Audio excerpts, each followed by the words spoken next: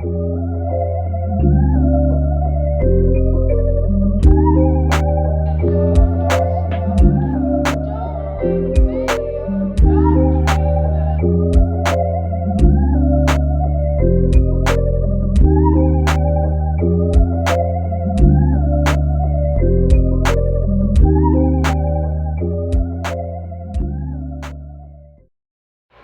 you guys, welcome back to Angel Angela, and on this podcast I wanted to come on here and talk to you guys about how the narcissist gangstalker needs a storyline. The narcissist gangstalker needs a storyline. I've always talked to you guys about this, but I wanted to talk to you about this subject again because this is something that it's like with more understanding, the more you see it. You know what I'm saying? So I've spoken about this before, but the storyline is created so quickly, and sometimes it's just made up. It's like a rumor. They just make it up, that if you don't know what's going on, it just keeps evolving. It keeps getting bigger. It keeps getting messier. So you have to become aware of it. These people need to know that you're aware of it, and you have to learn how to control your emotions, because that's what they're preying on. That's what they need. It's fuel to them. See, in the narcissist world, they're like children. So what I realized with me, I think because of how I look physically, I think that certain people will feel comfortable where they feel like, you know what's going on, you know the games that are being played, and they want to involve me in the game. It's like they feel comfortable to involve me in the game because they don't want to believe that I am who I say I am. See, when you don't know yourself, most people don't know themselves. So most people get caught up into fake friendships, fake relationships, fake acquaintances with their coworkers and things like that. Most people fall for it because after so long of feeling familiar to certain spirits, you think that you know them and you don't know them. And that's what the narcissist, that's what they get fuel off of. It's kind of like asking, it's like having proof that someone is a serial killer. You have proof, but the serial killer's still lying. They're like, hey, look at me. Do I look like a serial killer? They're looking at you. Do I look like a serial killer? And it's like, I can't put a face to a serial killer because it could be a child, it could be an old person, it could be any ethnicity. See, the narcissist gangstalker, they want you to focus on the wrong things. They want you to focus on the wrong people. A lot of times, right, the gangstalkers look like you. A lot of times, you're so busy paying attention to certain gangstalkers. Look, we're all animals. It's like we're all birds of different species and different cultures and different backgrounds, right? And certain birds and run in packs, and they run in packs as a mean of survival. They feel stronger. They feel like you're not going to mess with them. Even with children, when you see children playing, and they're running around with the children in the neighborhood, you see that the child becomes more a feeling of invincibility. They're running around wild, like, I'm with my friends, we're all riding together in our bikes. Like, they feel more invincible as a pack, right? So you're going to run across different types of gangstalkers. Some come as, I'm a targeted individual. I run by myself. I don't run in packs. I don't run in packs. And I'm not a narcissist. They want you to believe they're not a narcissist. They're a good person. They're like, I run by myself. I don't need anybody to be manipulative. I don't need anybody to play games with. I play games all by myself in my own little world. So anytime you invite someone into your world, when you're in your own world, The outside world, anyone that you come in contact outside of your world, people that you don't know, strangers, all these people they're not a part of you. You're not connected to them in any way. You don't know them, right? For example, I just want to put in there, excuse my background, but I wanted to put this in this video. I went out with a friend, and when I went out with a friend, a guy came up to us. He started talking to us. My friend was like, "This dude is weird." And I'm like, "What makes him so weird? Everyone's having a good time, right?" This was when I was really young, literally just turned 18. Later on, he started walking around talking to other women, and she's like, "See, he's a weirdo." She's still watching him. She ends up going up to the woman that he was talking to because he started pointing at us, and she's like, "Why is he pointing at us?" Come to find out, he went to go tell the woman in the bar that we were talking about her when we weren't talking about her, and it was just a way to start conversations. So these people will start conversations with you just to go have conversations with someone and have a storyline. But they need a storyline.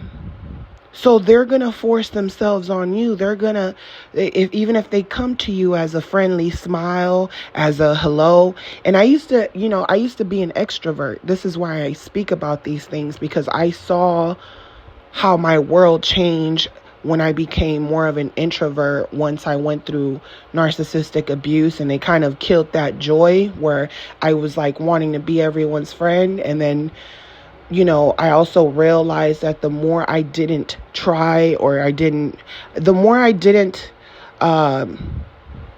care to fit in or to have a lot of friends or to keep myself in social circles, because that's a lot of responsibility. It takes a lot of energy because you got to keep being involved in everyone's life and their problems. And when you stay in your own lane, you start to see that you were ignoring your own problems for other people. So now you're like, "Oh, I got to stay in my own lane so that I can see the problems coming to me before they happen. And so that when problems do come, I don't have no one distracting me and throwing me off, right?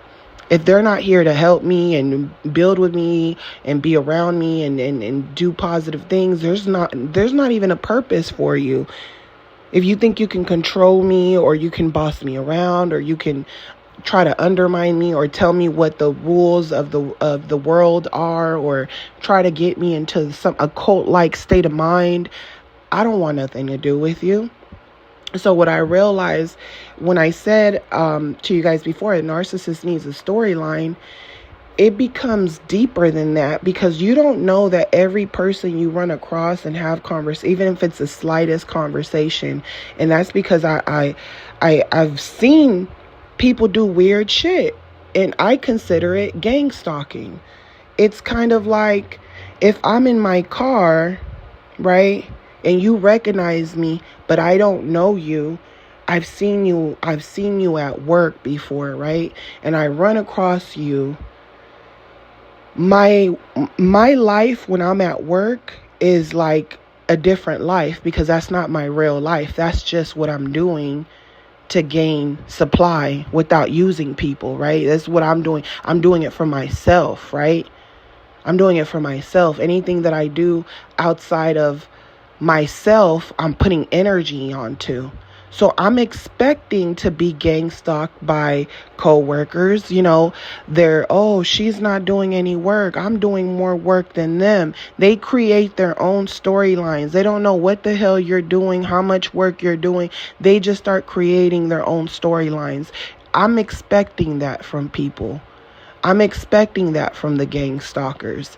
But what happens once you start talking? You have to have good customer service, and you have to deal with customers. And now you got all these narcissistic creeps, because it's not the women messing with me, it's the men. Some of them, they want me to boost their ego and tell them that they look young. Some of them are like delusional and think that because I have good customer service that I must like them, and then they want me to give them compliments, or they start giving me compliments or making me feel uncomfortable, or telling me to spin around, or telling me how my physique looks. Very uncomfortable situations. It's the men gang stalking me. But there'll also be women.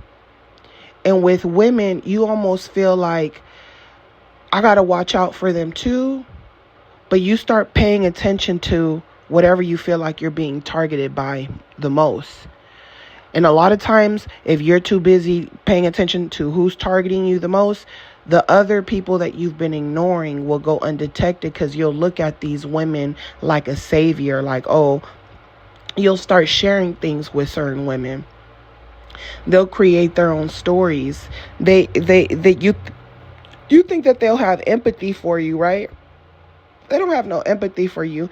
To them, it's like, you gave me access to you.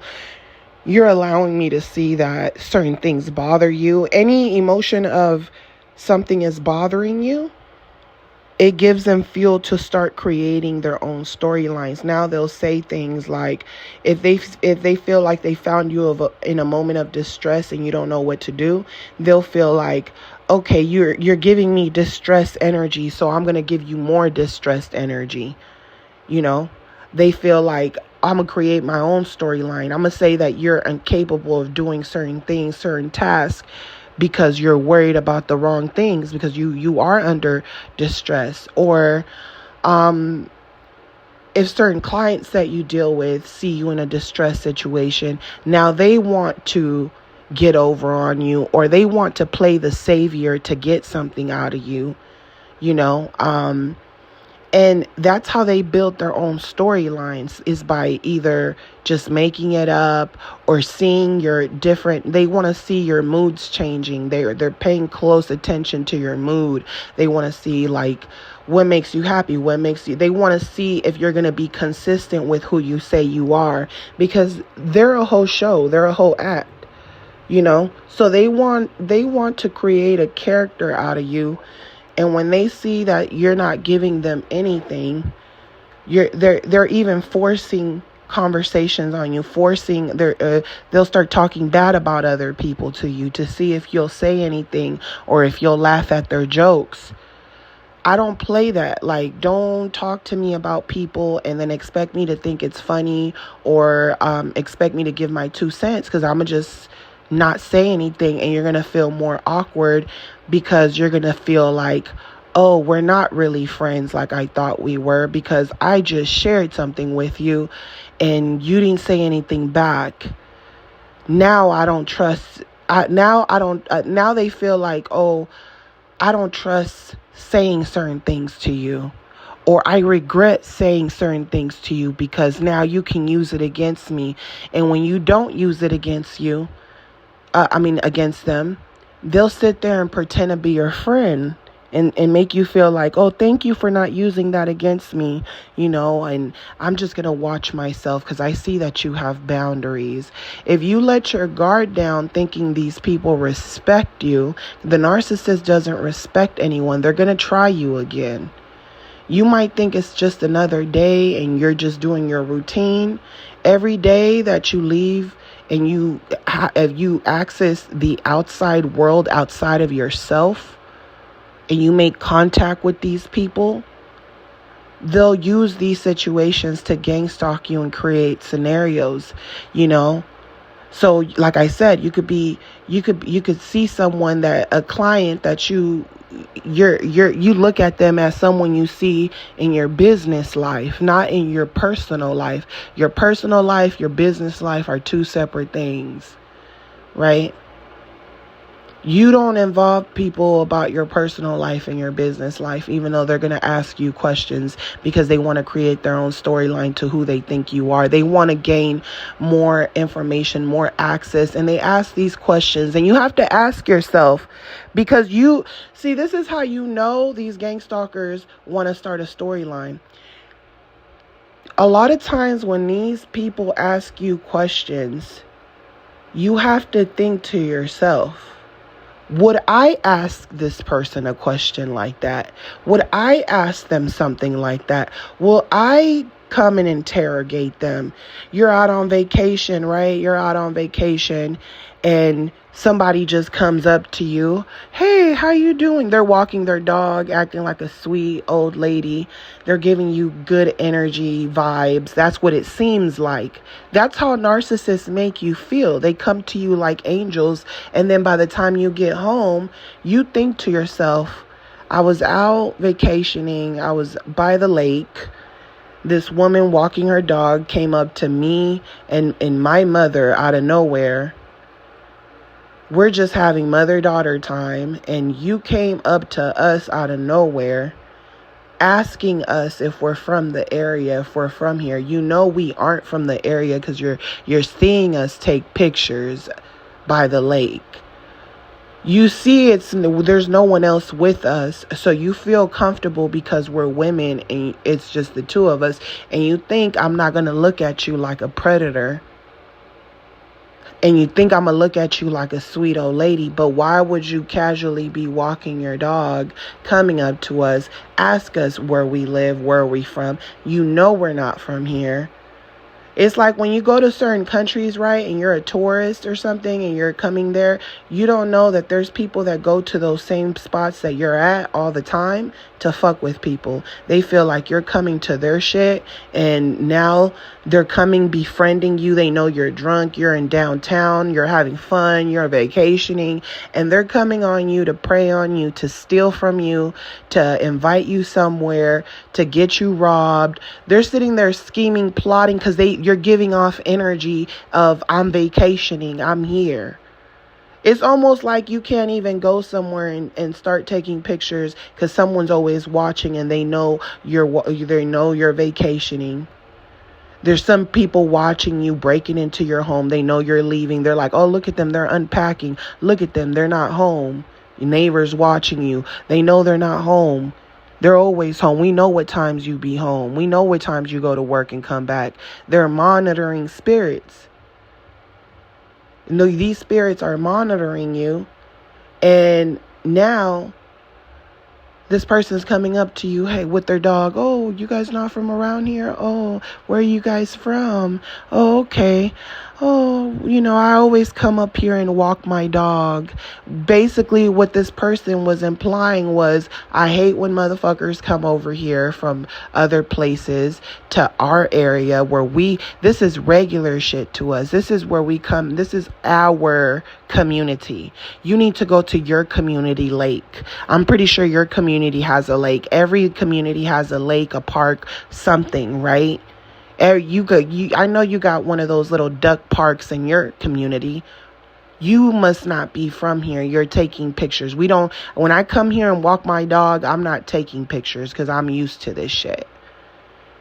They're saying a lot of bullshit to you in such little words, creating their own storyline so that they can go home and start talking to their racist or evil family members and friends and start creating stories. Oh, people are from other places.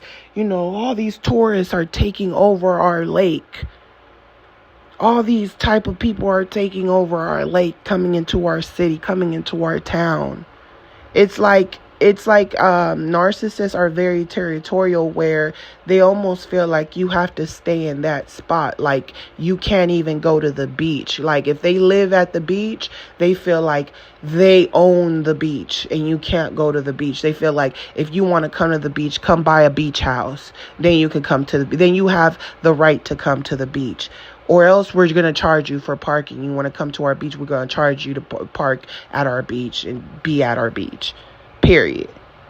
If something was free, they're the type of people that go and talk to their city council and be like, you guys need to start charging people for coming to the beach. There's too many people coming to the beach, and we want to have a peaceful beach day with our family. So you guys need to start charging because they're parking all over the street, in the public street. You guys need to put signs or something where they can't park on the street so less people can come. Right?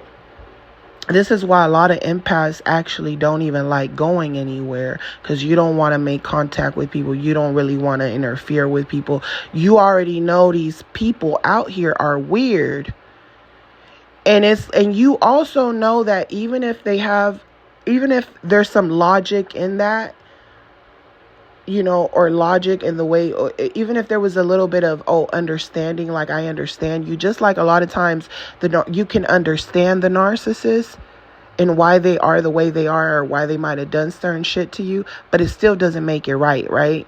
It still don't make it right, meaning that you don't have the right to go up to somebody you don't know and start talking to them, because you're creating a storyline between two characters that are probably not even supposed to cross paths. A lot of times with certain narcissists, you're not even supposed to run across their path. You're not even supposed to keep the conversation, the relationship going as far as you did, but you do, because they're like a virus that doesn't go away. This is why you have to be very careful who you have any interference with, because these people will latch on to you, connect to you, and try to act like they know you to create their own storyline. So you could bump into someone, like I said, your business life, your private life, two different things.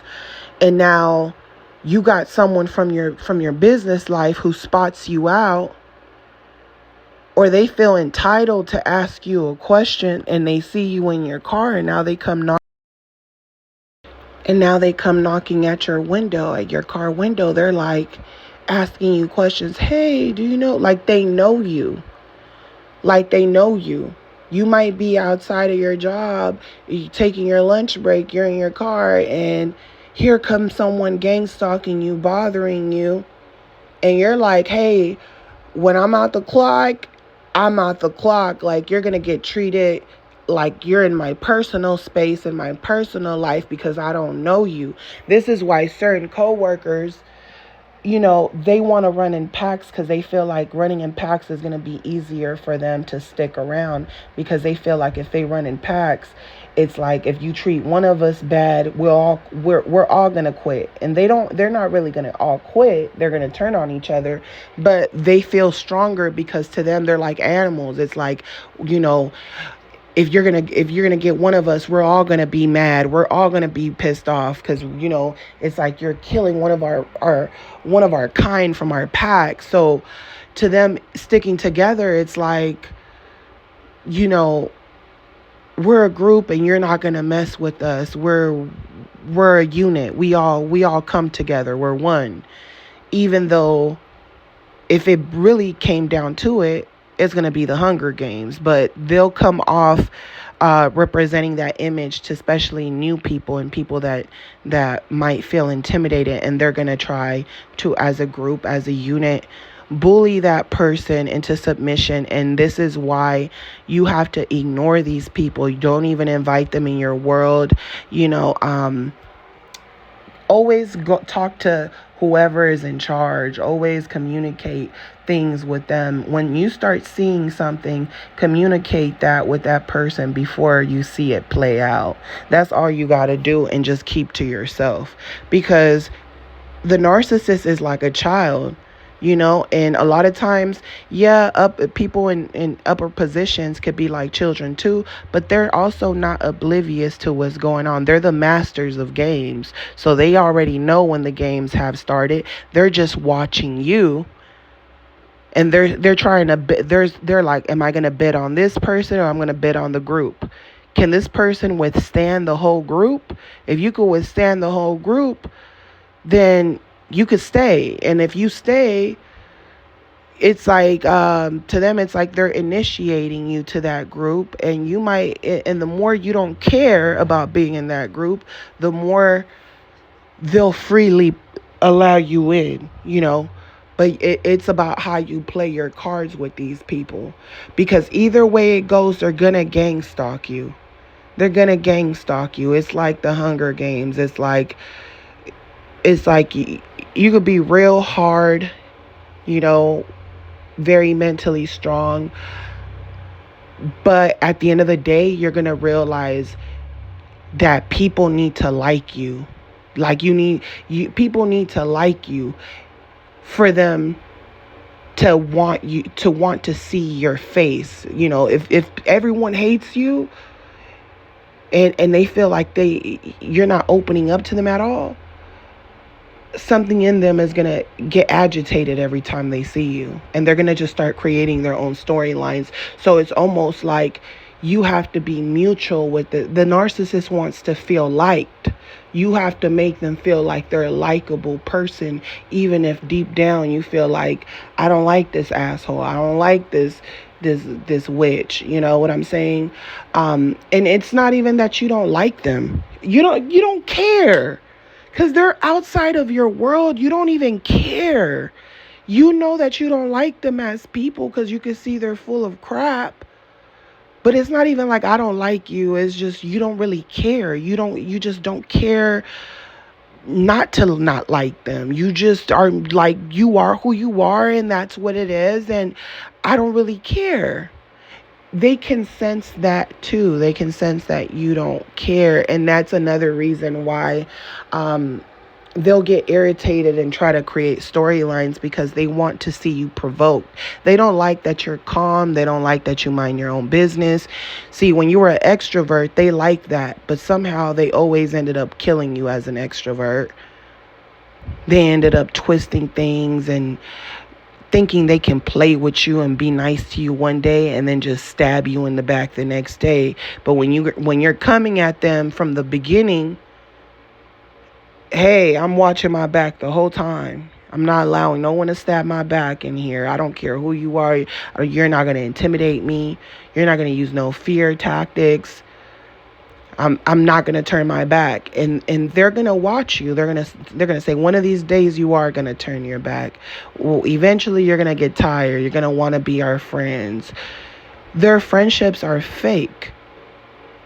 After a while, they'll feel like your guard is down, but they know your guard isn't down. And you'll see that that's when the fake kindness will come. New people will come, and new targets will come, and they'll gang stalk them. They're still watching you, but now they're more comfortable to where they're like, I'm not going to get you now. I'm going to spare you with the storytelling for now because I'm focused on something or someone else.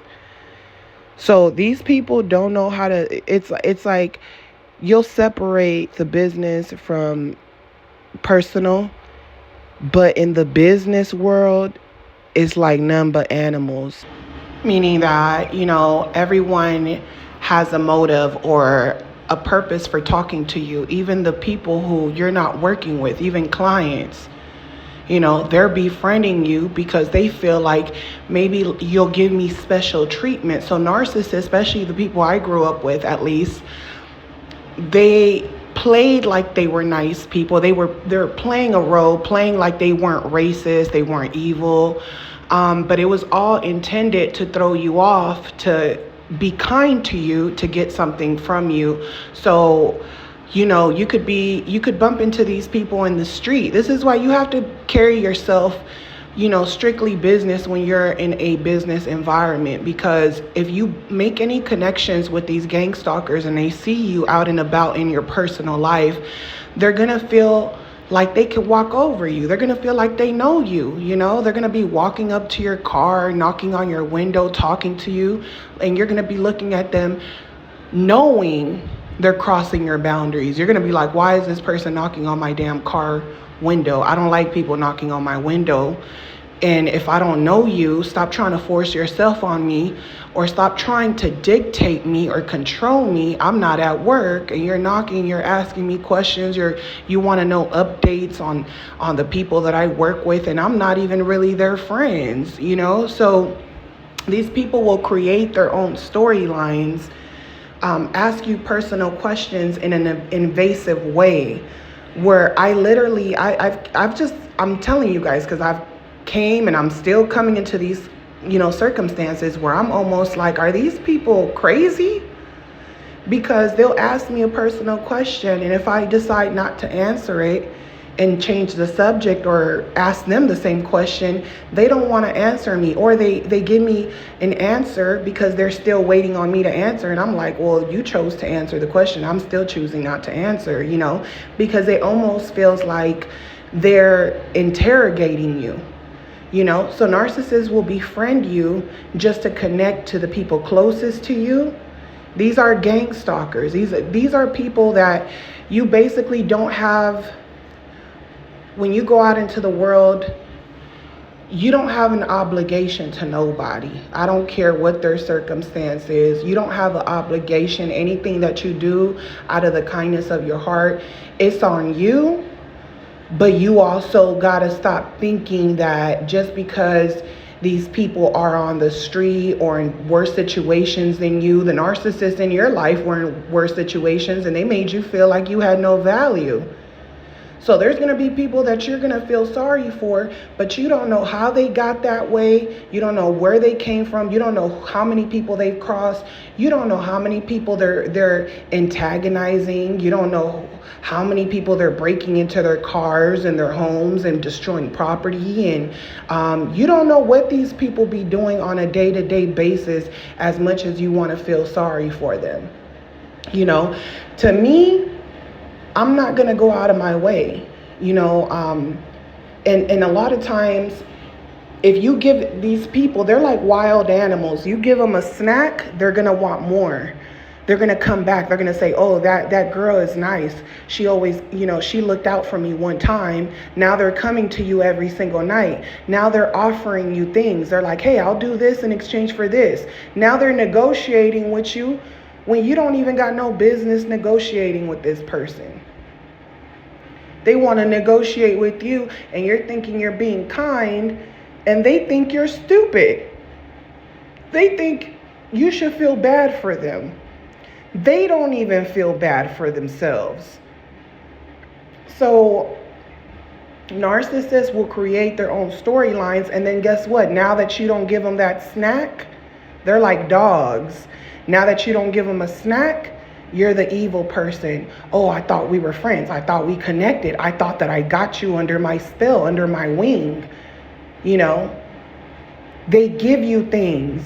And this new era that we're coming in, as much information as you guys have gotten over these last couple of years from me, I'm telling you, in this new era that we're in, you have to be very careful, because you went from being an empath who gives to other people, and then you get into this, you put yourself, you try to block the trauma. So then you start talking about God and how things should be and karma and all this stuff. You start focusing on the karma while all this shit is going on right in front of you. You start talking about, oh, I'm going to church, I'm changing my ways, oh, God is blessing me. The devil can bless you too. So you're getting blessings, and that person might be blessing you, especially at your most vulnerable moments. You feel like you owe people something. That's why at my most vulnerable moments, I just want to be alone. I rather feel like I'm in a cage in jail by myself than involve other people, because now anything they do for me, they're going to feel like I have an obligation to them. You know what I'm saying? The narcissist doesn't care about playing you and taking you for a fool, for a ride. They're the kind of person, if they were to go to jail, they're going to get as much supply as they can from you. They're going to look for other supplies. And when they get out of jail, you're going to think that they owe you something, because now they're free. And now they're going to show you who they really are, because they're going to feel like, hey, when I was in that cage, you didn't really know who I was. Sometimes the people around you act a certain way because of their circumstances. When those circumstances change, they change as well. And now when they change, they already know that initially they already knew they was playing you. So now they're going to turn it around on you, and they're going to say, you're the bad person. You're delusional. Relationships, they all come to an end. You should know that.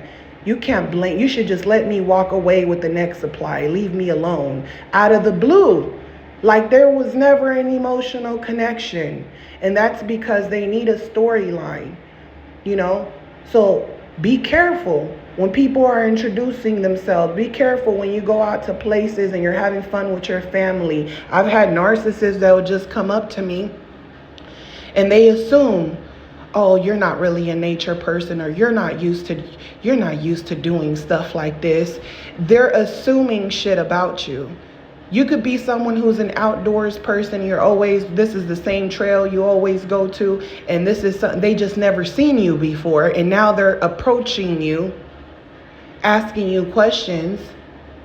And if you were to just have your headphones and mind your business and act like you don't hear them, you wouldn't even be inviting this person into your world so that they can make up a story, or they can act like you had an attitude with them and go home and say, oh, someone had an attitude with me and they said this. They create stories. Haven't you ever wondered why when you're with a narcissist, they always have a story to tell? And you want to know what's crazy? The narcissist knows that they create fake stories. They know that, and the narcissist is so cunning that they will try to act like they're looking out for you. Because at least that's how it was for me when I was in a relationship. The narcissist was pointing a lot of narcissistic characteristics about people that were approaching us for no reason. And they would say, oh, he's a what would he say? He would say, he's a weasel. He's the type of person that just weasels his way out of in every situation.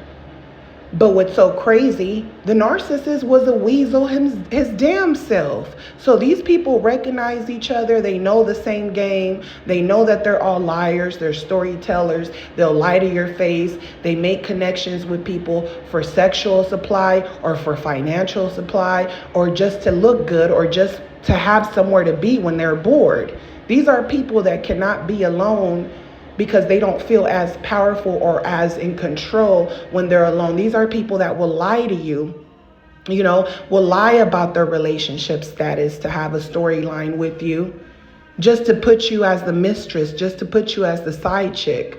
And then later on say, you already knew I had a girl. You already knew I was married, and you didn't know. And now you're so wrapped up into who you thought this person was that you don't see that it's wrong for you to be with a married person. You're so, especially when you're young and you don't know what the hell is going on out here, So these people create storylines, and the only way to create a storyline is to have access to you. And the only way to have access to you is through speaking to you, through talking to you. I just had someone where, I just keep it strictly business, and they don't understand that. They're seeking for validation and compliments from me, and I'm a total stranger. And they think because we come from the same background, I'm supposed to feel sorry for them, or I'm supposed to trust them. I don't trust you just because we're the same color, just because we speak the same language. Because you're a walking narcissist. You're artificial intelligence. And that artificial intelligence knows that you know what it is. So now it becomes like a virus. It just wants to talk to you. It just wants you to open up. Now, if it feels your rejection, see that narcissist wants to feel needed, wants to feel validated. So now when you don't validate them, the more they bother you. You would think the more they'll ignore you, but no, to them it becomes like a hunt. It's like they're seeking blood. It's like, I need you to talk to me. I need you to start calling. I need to know more about you. I need to make my vow. Why do you walk out? Why do you walk around with your chest up? Why are you so confident? Why do you have a I don't give a damn attitude? Why are you at peace? Why don't I see your mind all over the place filled with anxiety? Why is it that you can think straight? Why is it that you pay attention? Why is it that you're observing? Why is it that they're paying attention to everything, and they're trying to break that? They're trying to break you out of your own character to validate what they believe about you that's not even true, just to justify their actions, to create a storyline. And you'll see the storyline, it runs rapid. You got to watch almost every little thing you say. The smallest things, they twist these things. And this is why you have to be careful, because you can say something to these people and they're going to hear the opposite.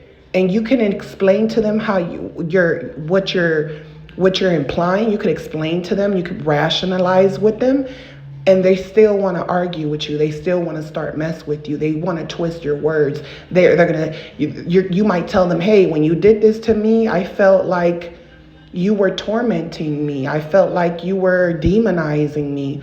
They're going to turn around and twist what you said, and they're going to tell other people, that person called me a demon. That person said I belong in hell. And they're going to add shit to it. So you have to preserve your energy. Don't even talk. Let them repeat themselves and just stare at them with blank eyes, because you already told them what it is. You don't have to keep repeating yourself. And then they want you to keep repeating yourself so that they can build up the anger. They got a lot of anger inside. So they want to go back and forth with you, knowing you don't want to argue, but they want to build up to that moment. You have to look at it this way. If a homeless person was arguing with you, they ain't got nothing to lose. They can break into your car, break into your home, because they don't have nothing to lose. That's how you have to look at the narcissist. They will take it lower than the lowest. How low can you go? Like they're playing limbo. So just like the homeless people, these people need human interaction, and they will gang stalk you. So they're going to keep trying to force their beliefs, to force how they think on you. And then they're going to say, oh, you're going to say, hey, you're pestering me. You're bothering me. Now they're the victim just because you're telling them to stop. They're like children. So, this is just something to think about. I want to send you guys lots of love. If you guys want to keep supporting my channel by booking a session with me, my booking information will be on the description. Just give me 24 hours to respond to you. And as always, I'm sending you guys lots of love. Talk to you guys on the next one. Love you guys. Bye.